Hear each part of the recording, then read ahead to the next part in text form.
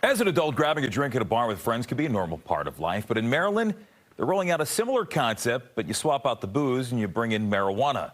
David Kaplan is live tonight in Burtonsville. So there's been a lot of talk about how the cannabis industry might lead to more development like this. Is this kind of a first of its kind thing we're seeing?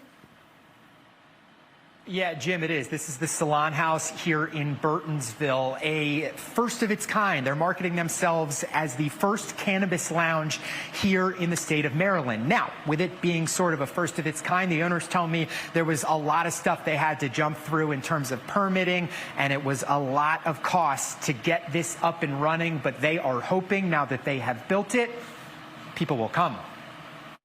We also have, problems, so I have back problems, so I figured it'd be a nice place to figure out, to sit down and meet people. Linda Biddy has back pain. Her friend Karen Holland has glaucoma. Both are registered medical marijuana patients in Maryland and came to Ceylon House Wednesday. Sure. Come in and sit down sometimes, right, Linda? Yes. We'll come in sometimes and sit down and relax. When they walked in, just as everyone else will, when they walked in, they signed a waiver saying they're 21 or older. They signed a waiver saying they're Maryland residents and registered medical marijuana patients. They have to stop consuming 30 minutes to an hour before they leave. They have to bring their own marijuana, showing their patient label, and they can't share a prescription with anyone else. Currently, there are no guidelines really for lounges here in Maryland.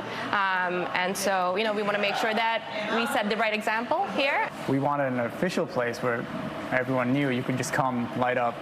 No one's going to, arrest you for it. Venus Hemachandra and Shrimal Pereira are the husband and wife team behind Ceylon House. They had the idea in 2018, got the ball rolling in 2019, then COVID delayed an already tenuous permitting process since there's no business quite like this in Montgomery County. Venus and I actually went down to the permits office ourselves. We would talk to them, explain things, and hey, this is how we intend to do it. What can we do? So we were fortunate that they worked with us, but it was a long process.